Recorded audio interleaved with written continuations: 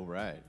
Welcome to Theology Thursday from the wide shot. Behind See the that? scenes over Can there. you even see us way over there? Wow. What's happening? All right. Let's bring it in tight. Okay, there we go. Hey, there we go. All right. You can see our beautiful faces now a little bit better. So, hey, I'm Scott, and welcome to Theology Thursday. If you've never been with us, it's just a casual conversation about Jesus. And we're reading through John, who was an eyewitness to Jesus' life, his personal account, and his take. There's 4 accounts of Jesus, and everybody's got a little bit different take. Who they're writing to and why they're writing. So, because they're different people, and everybody's got a different view. Just like us, 4 different people here. If we witnessed the same thing, we'd have a little different take on it. It would all be right and accurate, but it'd be different view. Let's introduce ourselves all the way down to the end. My name is Ben. Ben. I'm Hey. Kyle. Hey, Kyle, and I'm Craig. And I'm Craig's son, Scott. One of them. One of 3 You are one that of we 3. know about. So that we that we know know about. about. That's what I'm He's got Craig's got 3 kids by his first wife. Okay. Excellent. That was a joke my dad. That's always true, said I- growing I up. do. Your dad would use that one? All the time. Really? My mom didn't really like it, but if you're watching, Mom, sorry. I may throw that in the joke bag. You've been through that? No, I don't understand I've why never that really used joke. that. Bad dad jokes. Because, anyways. Hey, Ben, you've got a story you thought you would share with us. Well, I don't know if it's a story. Scott's like, hey, anybody got anything to share? Like What's right before we happening in came life? on, literally four seconds ago. Tell us your elaborate story here that Yeah, you've I been don't have an elaborate story. pontificating on. I was thinking this week, just being real, like not Sunday, but the Sunday before. Maybe it was was it Sunday or was it Sunday before? I was having a really hard day. D, all of the above. Most every Sunday. No, that's not true. No, I'm that's usually not true. a lighthearted, happy person.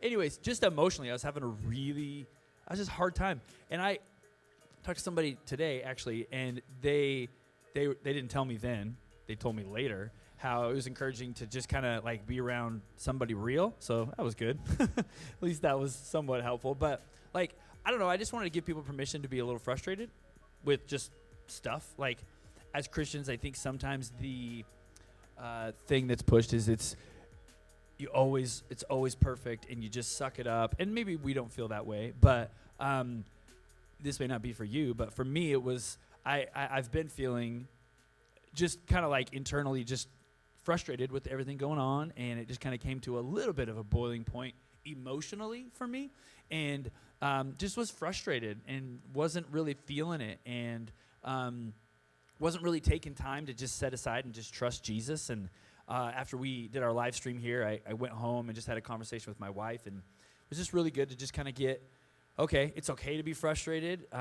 It's okay to be a little bit angry about everything going on, but then just move on and still look to Jesus and trust Him and realize that He's got it under control. Again, all this stuff, whatever you're facing today, wasn't a shock to Him. And so stuff I say all the time, probably said that morning, but was having a hard time living it. So thanks to my wife, just the conversation and just really centering myself back on Jesus. Again, I'm still frustrated, but emotionally I feel a little bit better just to cast my cares upon Jesus. So I just want to encourage, it's okay to be a little frustrated or a lot of frustrated and then still trust Jesus with it. Let me hitchhike on that, because in our small group, we kind of got on that same theme when we were talking about all the people that seem to know or think they know what the future holds. So officials in the political arena, officials in the healthcare arena, they all have their forecasts, their speculations. Well, this is what you'll experience in 3 months and in 6 months and for the next 18 months. And even sometimes the devil comes and lies to us and tells us, hey, this is what's going to happen to you. This is what the future holds for you. And we were just reminding each other that the only one who knows the future is God. Yeah. And He's the one in whose hands our future is. And all the other people are just speculating. And so we don't have to buy into any of the speculations or the forecasts, especially if they're negative. And even if they are negative and accurate and prove to be the case, that still doesn't change the fact that the one who knows the future is our God. Yeah. And our future is in His hands. We have nothing to worry about. Yep. I know the future. Do you? Yeah, because I was having an unhealthy emotional relationship with my grass last weekend, and If you don't know, I love good green grass, nice and tight, no weeds, and it just You come by that honestly, by the way. honestly, thanks, appreciate that. Yep. And hadn't had really a lot of time to get to it this spring, so finally was getting to it. I still didn't do what I wanted. I didn't dethatch. I didn't aerate. I just went with the throw on a bunch of fertilizer. So I threw 100 pounds of fertilizer on my grass, and then I did a hose, end of the hose, liquid weed killer, broadleaf killer, the old 2,4-D in there. Did your grass catch fire after all? Almost, but it was the clover's dying, the dandelions are dying, and so I know the future. I put so much fertilizer on. I'm gonna be mowing twice a week for like the next 6 weeks. I already told my kids. I said, "Hey, FYI, you people are big now. You will be mowing twice a week." Yeah, there you go. Because they wanted to help. They wanted to put the fertilizer on. I was like, "Well, you're pushing the spreader. You're gonna be pushing the mower." That's how that goes. So. Anyways, I feel better about my grass, in case anybody was wondering. I feel mostly Everybody was healthier. wondering at home how you felt about My your wife grass. hates it. I'm always like, come Actually, on here, babe, look at the grass. Look at this. She's I like, think it might be "I'm safe to tired." say nobody at home was wondering how you felt about your grass, but that's great that No, you they, shared with they us. wonder. They wonder. Nope. You know they are. All right. Kyle, anything happening in your world? Yeah, so much stuff happening in my world. I think I shared a couple weeks ago. I had so many really good conversations with my neighbors, and I had like 3 or 4 more conversations with my neighbors. We were out, speaking of grass, we were out sawing down a limb from one of our trees that was kind of getting into the power lines, and it was kind of crazy.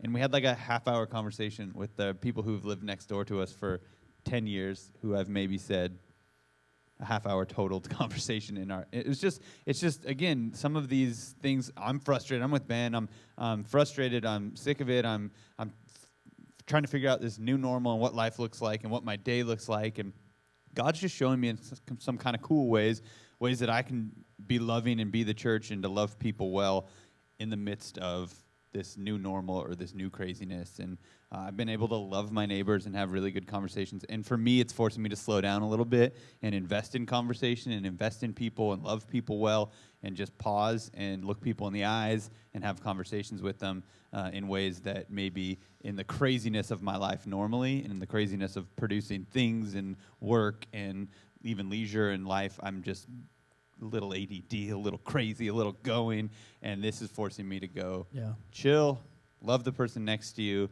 interact with the person, stop, look them in the eyes, love them well. And so God's been teaching me a lot through that, which is kind of cool. I suspect a lot of the people that are watching have been experiencing the exact same thing. Mm-hmm. You know, as inconvenient and stressful as this whole thing is, it's just another situation that illustrates what God's Word tells us, that He can cause all things to work together for good. No matter how bad they are, He can take them. He doesn't cause them, but He can take them and use them for good, and that's exactly what's happening with you and your neighbor. Right. And so, Ben, just to circle all the way back around, you were just talking about being honest and real with some of your emotions, and so, which is a perfect segue to what we're going to look at in John chapter 2, where we left off. So if you haven't been with us, we've been reading John's account, and so I encourage you to go back. It's been helpful for me, just reading with a little more intentionality, and finding out who Jesus is. Maybe you've never read the scriptures for yourself, and so I challenge you, encourage you, maybe you just have an opinion about who Jesus is based on other people's opinions.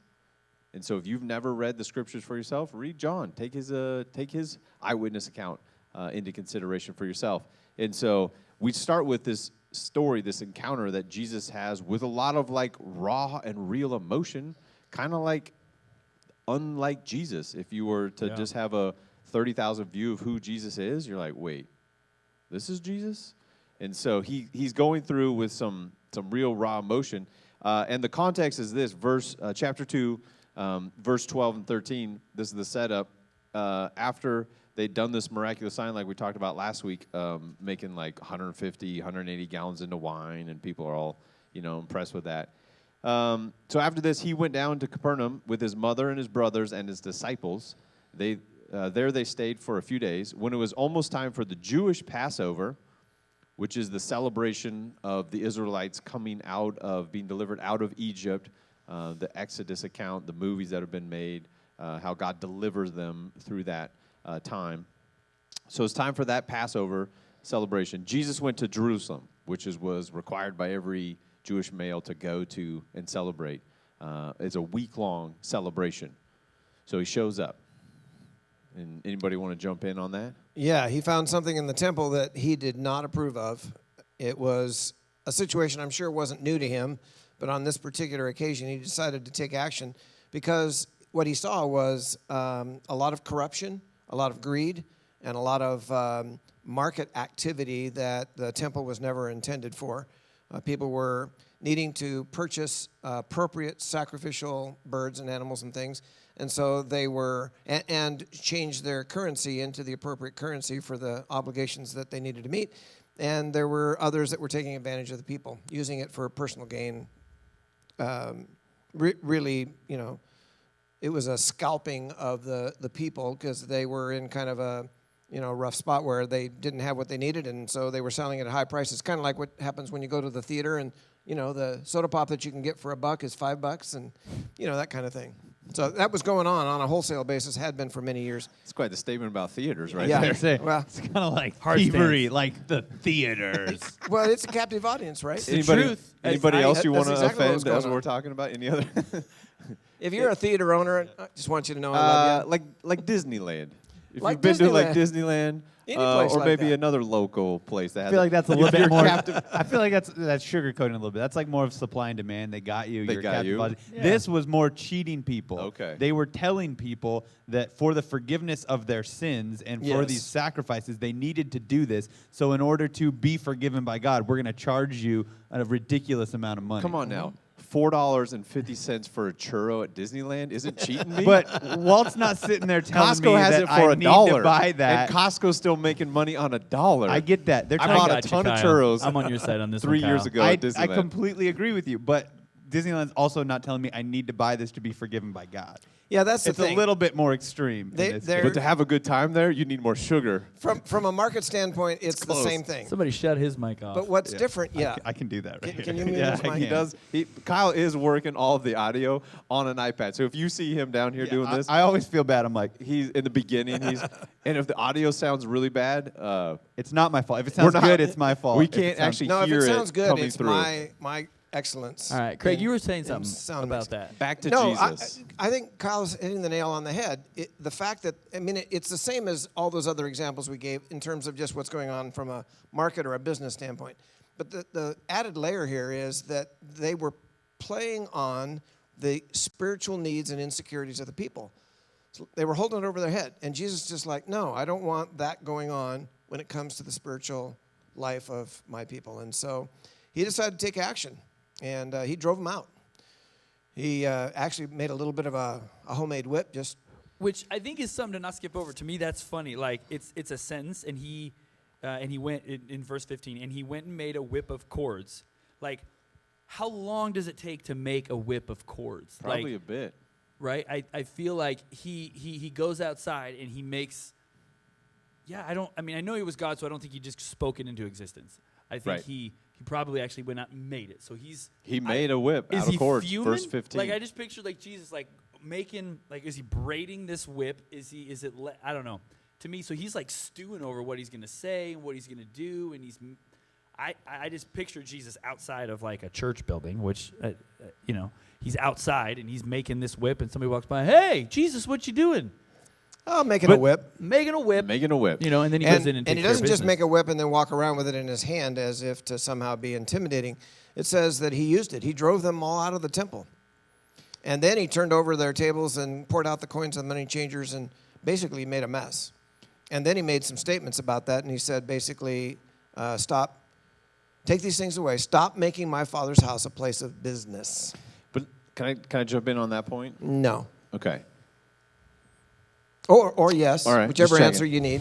So we're making them the villain, the people who are taking this opportunity and cheating people and providing like a service to them, but doing it, just taking too much, like overcharging them. Right. Scalping. But it was the people's responsibility to begin with to bring a sacrifice from their flock. So they weren't doing their part. God said, from your flock, and then bring it and sacrifice from your own. And they just, for whatever reasons, convenient, they travel too far. So you're like, am I really going to take a sheep, on this journey that I live so far away? it's just more convenient to go down there and buy, a sheep and Right. from so-and-so. I know he's got, so I'll just go down there. I know I'll pay him extra, but I don't want, the responsibility is more on the people. If there wouldn't be a need for all of the business and the money exchange, if people just showed up with their own dove and they said, well, I got mine. I'm doing my part because God said, hey, from your own flock, which creates more sacrifice. In my opinion, you got to go out there and look at some eyeballs and go, all right, your turn today, buddy. You're up. There's plenty of responsibility to go around. The people have some responsibility. I think, as you're rightly pointing out, the religious leaders had responsibility. The Jewish leaders, the ones that were responsible for running the temple, they allowed this to go on. But it's not them on this occasion that Jesus addresses. He doesn't address the leaders, though they clearly had responsibility, or the people. They had some responsibility. He drove out the people that were taking advantage. Yeah, you're making the point, if there were no business to be had, they wouldn't be there. Yeah, Right. I think we can get this when we get a little deeper, that the system is broken, right? I mean, Right. the system is what Jesus is, eventually in some of the statements that he makes is what he's addressing in the brokenness, and I think part of where his anger comes from. Because I think this passage is difficult for a lot of people. This righteous anger is hard for us to justify. Scott, I think you mentioned with this peaceful, loving Jesus with the pictures with the lamb and If anybody grew up in a Christian household with the picture on the wall of Jesus and it was the Jesus with a whip chasing people out of a building, that is a mess. Right to your point. Nobody makes that picture. Yeah, the Jesus on the hillside with the kids and the sheep holding that. That's the one we have. Yeah, Jesus helping you play baseball, standing behind you, helping you swing. Right? Not the that whip guy. Jesus, frustrated, throwing tables over it. Yeah. If you had that at your house, did you have that, Sharky? I did not. No, I me did neither. not. I did not. You'd be like, I got something to talk to my counselor about on that one. But I think the kind of culmination of what happened is what Craig mentioned in verse 16.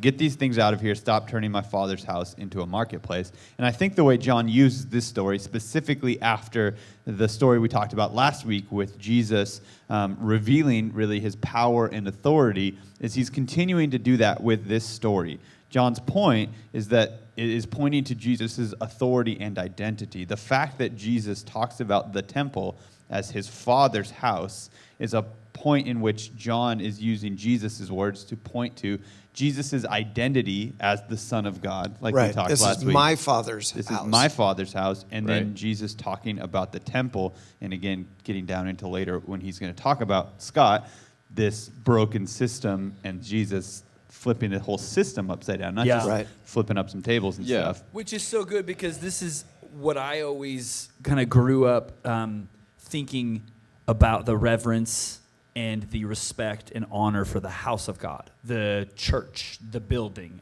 the 4 walls or 7 walls, whatever how many walls a building has. Those walls. We should count them. But anyway.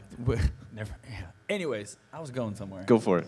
So, that respect, and I think that's referred to a lot in the old system of, Jesus respected the house. So he wasn't mad at what people were doing, he was mad at where they were doing it.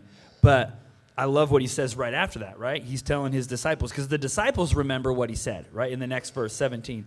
The disciples remembered that it is written, zeal for your house has eaten me up. So the Jews answered and said to him, what sign do you show to us since you do these things? And Jesus said, tear this temple down and I'll rebuild it. So Jesus, right, like you said, I think is foreshadowing or starting to flip the whole system and say, it's not about the building. No. It's about my Father. It's about me. Tear this sucker down. And he's not actually talking about the building. Nope. He's referring to his own body. Yeah, and I think the whole system. He's like, I'm going to tear everything that you know of it down. So it doesn't have anything to do with respecting a building. Like we've said a lot of times that God doesn't live, like if you come to a church or, God doesn't live in a building. He lives in people's hearts and in people's lives. And so Jesus isn't mad that I don't think, Jesus isn't mad that they're just selling in the church.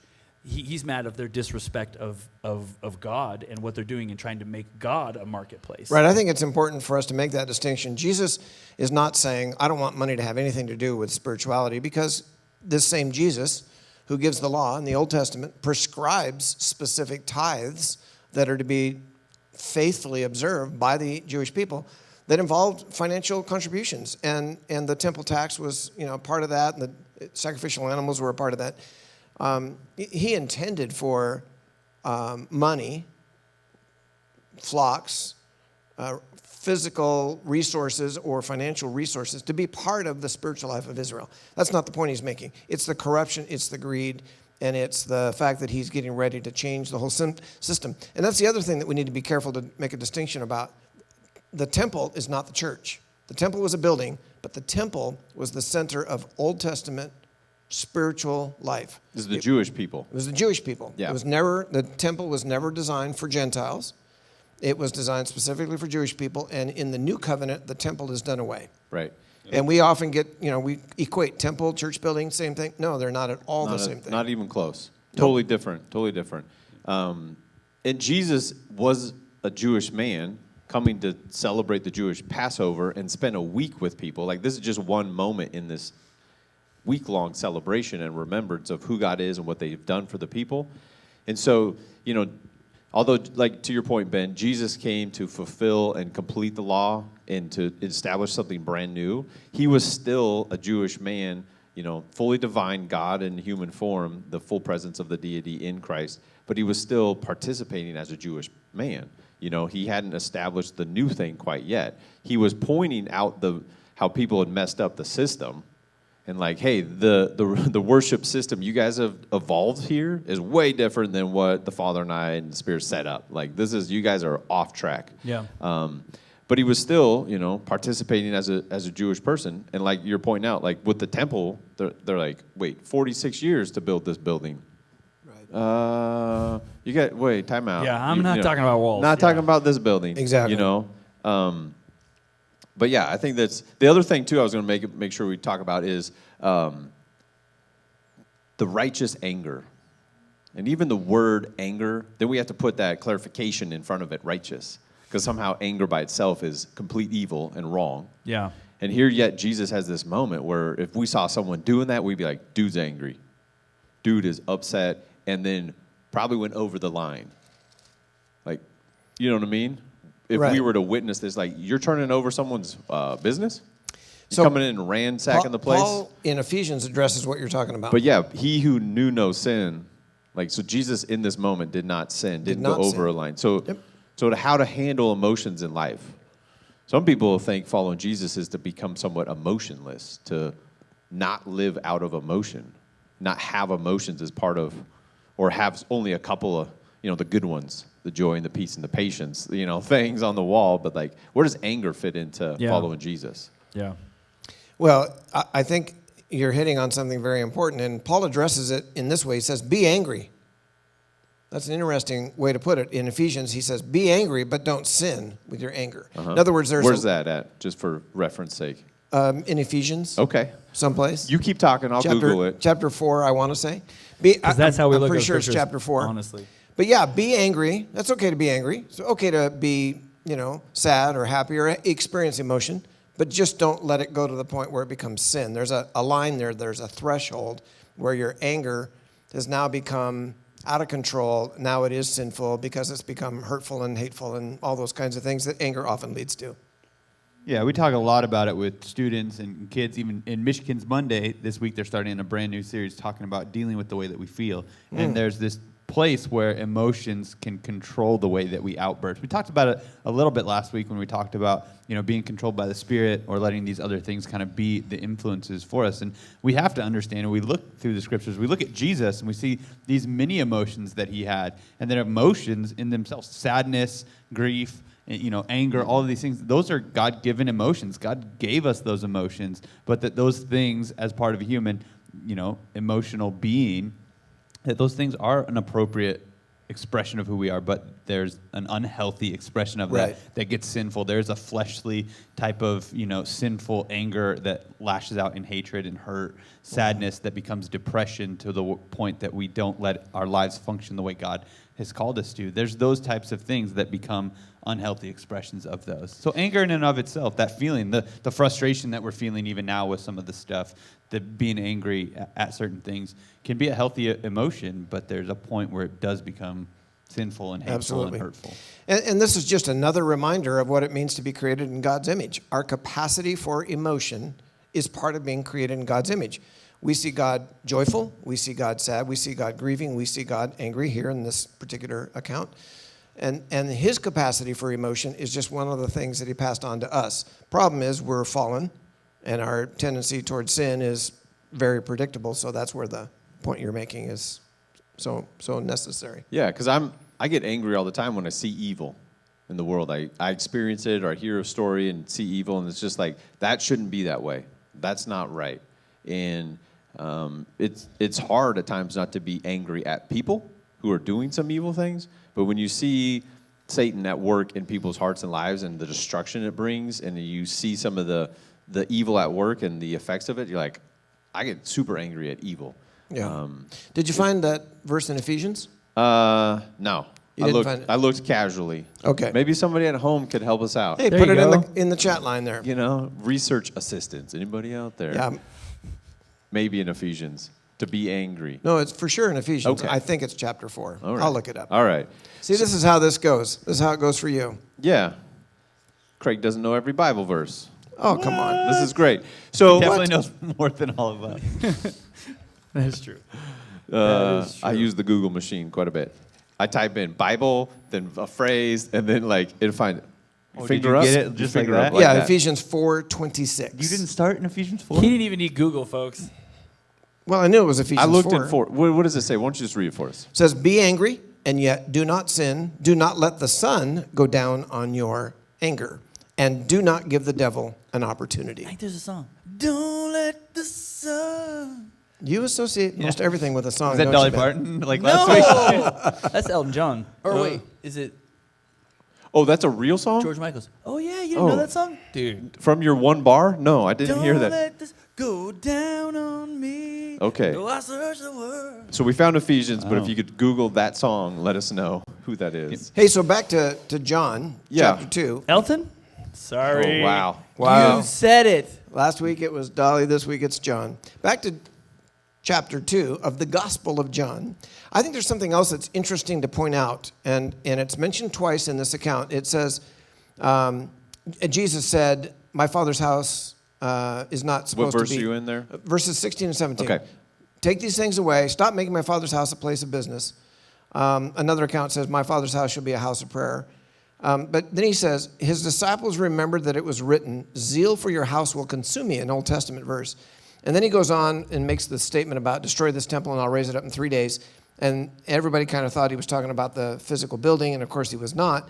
But then it says in verse 22, so when he was raised from the dead, his disciples remembered that he had said this, and they believed the scripture and the word which Jesus had spoken. What word? That he would raise up his body, his physical temple, in 3 days. In 2 instances, Jesus made statements or did things that they didn't fully understand. And then after the fact, it's like, oh, I remember he said this. That's what he was talking about. And so often our relationship is like that. We see in part, we understand in part, we read things, we experience things, we think God's leading us in certain ways, and we aren't real sure. And then after the fact, often in retrospect, things become much clearer.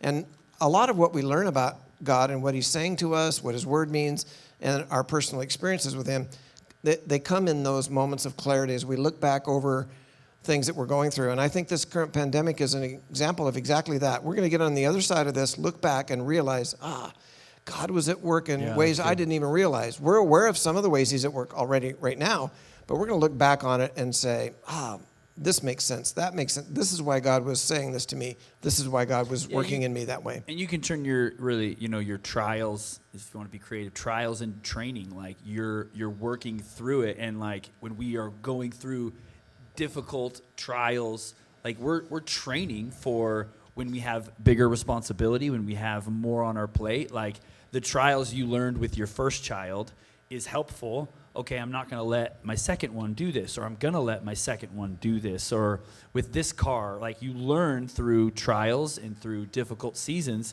and you grow from them.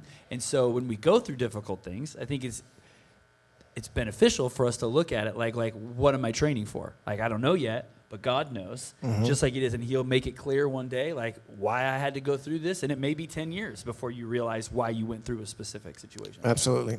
But we even know in the moment, We know some in I the would moment. say, because in a suffering, God says, count it joy because you know that's going to develop some character. Right. And Where's so, that? Yeah, there's a couple spots. I was thinking Romans, but James. Yeah.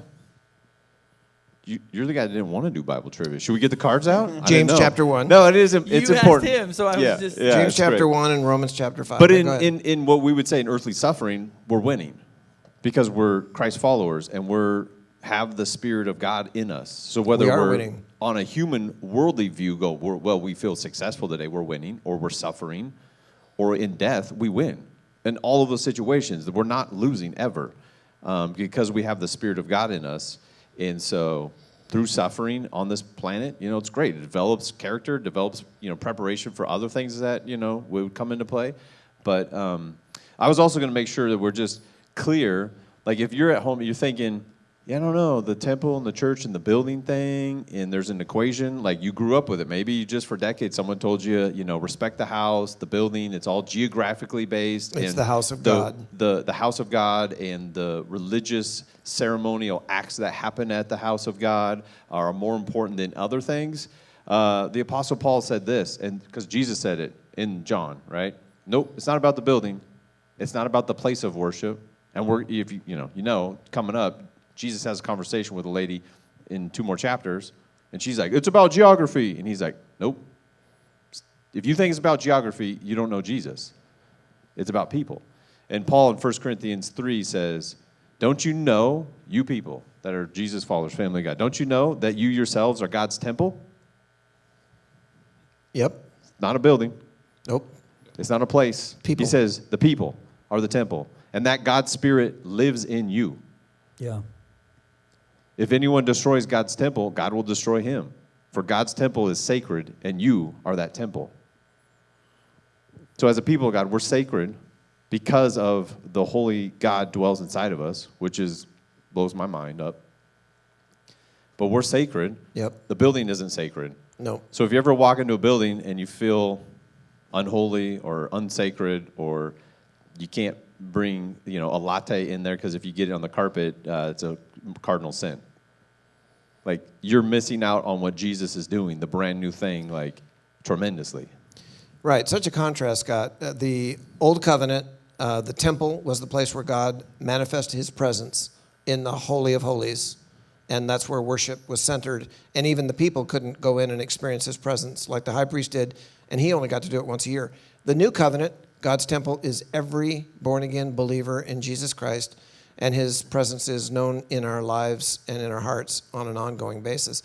What a contrast. Yeah. From very limited to very generous. Direct access, personal. And then again, John making these points, and I think in this order, in his understanding of who Jesus was, the authority that Jesus has, right? Jesus is saying he's equating his body with the temple in this moment. Yes, he is. Yeah. And he showed that his body was the real temple, the fulfillment of, and that's why people push back so far. It's so, like Scott, you say, how mind-blowing it is for us today. They physically had a temple that took them 40-some years to build. Yeah. And they go, no, you're dude, you don't get it. And for us, so that tension is really hard to understand. For us even, imagine it for them. They had a physical temple, which was the embodiment of their religion and relationship with God. And Jesus is coming on the scene and going, hey, it's way different now. It's me. And then he's like, oh, another shoe that's going to drop. Read a couple chapters later, read into Acts, and now I'm going to give that to you. I'm going to be in you. And this whole thing that, again, John is pointing to, and then that's how he ends this chapter. Again, just like the last chapter, because of these things that Jesus is doing and saying, his authority is beginning to be revealed. People are seeing him for who he really is, the authority that he has, the identity that he has as God's son, and people choose to follow him. Right. That these things are, and for us today, these things are a picture of who Jesus really is and should draw us into that relationship with us because of his authority and his identity. Good. Let's take some of the minutes that we have left here and at least get started with chapter 3. Can we do that? Sure, yeah. Because I made a reference to the idea of born-again believers, and I want to talk about that. So I think I'm just re-saying what you're saying, Kyle. But to get us to chapter 3, at the verse 20, chapter 3, so the verse 2:23. So while he was in Jerusalem at the Passover feast, many people saw the miraculous signs he was doing and believed in his name. And apparently there were other signs, because so far we just read about water to wine and then cleansing the temple. Yeah, again, but he was doing other things. A week-long festival that they were all hanging out with. Like Kyle, like you mentioned earlier, like they paused life for a week as a Jewish community, and at least the man had to go, if not the whole family. And you just slow down and have a break from the normal rhythm of life and go, hey, let's just pause and say, who is God? Man, he delivered our ancestors a long time ago. Like 1,500 years? What is it? Yeah, I don't know. About that. More things to Google. But, just right. remembering who God is, delivered us from 10 plagues, Egypt, slavery. We're a freed people. Miracles in the wilderness, parting the Red Sea, etc. But then yet all these people, they're believing because Jesus is doing some cool tricks. Like he's probably healing people. Oh, no doubt. What is he doing? They're not really believing him because he's going to die, be buried for their sins, and rise again, because they hadn't experienced that. We have that advantage looking backwards. I think you're being creative, but like cool tricks is a really underplay because Yeah. It's and I get it. I mean, he's healing people, he's teaching, and people are like, whoa, time out, never seen this before. But it's not like, because they had sorcerers and they had spells and they had cool tricks back then. They did, So absolutely. So welcome. These were Let me life-changing. interrupt you here and life-changing. welcome people that are just now tuning in. Welcome to Theology Thursdays, where we are having a conversation about Jesus, who through many signs, wonders, and cool tricks, confirmed the message. I know where you were going with preached. that. I was like, You're absolutely right, Ben. I love like the Moses, right? He's like going before Pharaoh. It's like, watch this. This is the power of God. They're like, Pharaoh's like, I got sorcerers and wizards and magicians do the same thing. Yeah. And they would do the same thing up to a certain point. Yeah. And they're like, not really. Your God's not that great. And then God was like, oh, no, watch this. Somebody gets healed, and Jesus says, I felt power go out of me. So there was power, and I know you weren't doing that. I'm just saying, like, it's a good they point. were in a place of like, probably not loud enough. Sorry, they were in a place of like sheer awe, and this is different than we've ever seen. It's like when Michael Jordan came on the scene. If you're watching The Last Dance. You had to go Are there. you in on The Last Dance yet? Oh, yeah. You've started it? Nope. Oh, I'm in. jeez. I'm in on it. No, okay. Again, and again, I think we're all saying the same thing. And I specifically knowing John's literary devices, he continues to point to that authority that Jesus has. These things, he's showing some authority, and he uses those words like, oh, this, he's doing stuff, he's preaching and saying things with authority. This is different than Joe Schmo, or even that pastor over there, or that priest, or those other guys. This is different than that guy outside the gate doing those things with the rings and the scarves. This is the real deal authority, right? Like that's a big deal. love scarf juggling though. That's an art form. It's Jesus like is greater than artistic. scarf It's juggling. rhythmic gymnastics for jugglers. Are we going to get into verse chapter 3? So Jesus That's a good is point, Ben. Thank establishing you. his authority by doing many, many things. Cool tricks. Kick flips and no Yeah. shrines. But even his teaching was life-giving. His teaching was different. He was doing miracles. Yeah. He was getting a lot of attention. And one of the people whose attention he got was Nicodemus, chapter 3. Way to get us there. I was trying. Great job. And he, as a religious ruler, is a little afraid of going to Jesus during the day. It says in verse 2 that he came to Jesus by night. And he said to Jesus, we know that you have to be from God. Nobody can do the stuff that you're doing unless God is with him. And Jesus didn't really respond to that, but he addressed what he knew was the issue for Nicodemus. Because Nicodemus is thinking, well, I'm a Jew. I'm a sincere Jew. I'm a ruler in the Jewish, spiritual life. He's a popular nationwide household pastor name. Yeah, exactly. Yeah. Sure, any one of those. And Jesus is saying, yep, that's all great, but unless you're born again, you're not in. You're still out. Which, a side note from that, Jerry said this, Jesus knows all that's in our hearts.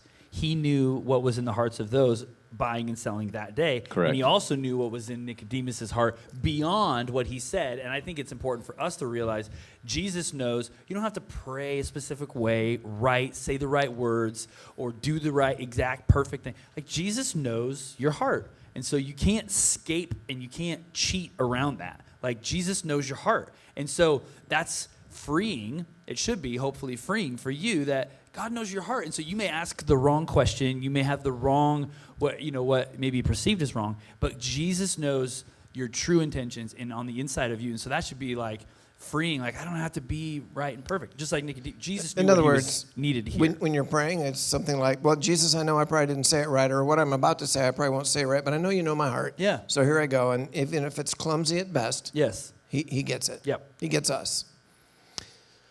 So he says, truly, I say to you, unless one is born again, he where are cannot, you at? verse 3, Verse 3. he cannot see the kingdom of God. And Nicodemus is like, Say what? what? How can a man be born when he's old? He can't enter a second time into his mother's womb and be born. I mean, that's what he understood Jesus to be implying. Sure. And Because that's all it means. Born again. right. Yeah, Right. You didn't have that part of the phrase of, Christianese that everyone's like, oh, born again, brother. Like that's a weird saying. You say that to someone like, are you born again? I'm like, no, just the one time. Just Yep. the one. It's just the one. And in our the culture, one. it's actually become very diluted and watered down. People will use the born again phrase for a lot of different things. When they reinvent themselves, start a new career, turn over a new leaf and start behaving differently. Politicians will use it to try and get your vote, claiming that they're born again. May or may not be. But the thing to remember is that the person who originated the phrase is Jesus himself, and this is the place where he did that. It's good. Well, let's. I think just for time's sake, let's. Probably a good note just to end on. There's Dot. dot, Tune in dot. next week. Tune So in next week we're going to talk for about being days born of again, our the conversation that Jesus has with Nicodemus and what they go through. And Craig will give us a list of politicians that are actually Oh, born again gosh. and not born again. No, we'll probably We will leave the not do political No, thing Craig out. will not. But if you have been tuning in with us, we will. So read chapter 3. We're going to get as much as we can through that conversation. But yeah, hopefully Theology Thursday has been helpful for you. If you got feedback, comments, questions, we're just trying to provide something that is engaging, helping, have a conversation, helping you know how to have a conversation with somebody else that you would maybe invite along to read John with you and discover who Jesus is from eyewitness account. So, And just a reminder, if you're just now today experiencing this for the first time, we said this at the outset, this is intentionally an unscripted conversation. it's probably pretty obvious. Well, it's pretty If you but- haven't got that by If now, we are scripting this, Yeah, there's a we need teleprompter. new- You're like, these we guys are need- so smooth, man. need new I know, writers. right? said no one ever. But my point is, Yes. it's not like, oh, well, these guys didn't prepare and they're just winging it. No, we're intentionally having a conversation. Yeah. In part because we want to encourage you to do that, to interact with God's Word, have a conversation with people about what God is saying, that it's okay. And in fact, the four of us find it very helpful to do this as part of our message preparation. We learn from each other. We sharpen each other's thinking. It's really, really a good thing. Yeah. All right. Well, so thanks for tuning in. We'll see you next time for Theology Thursday. See ya. Goodbye. Bye.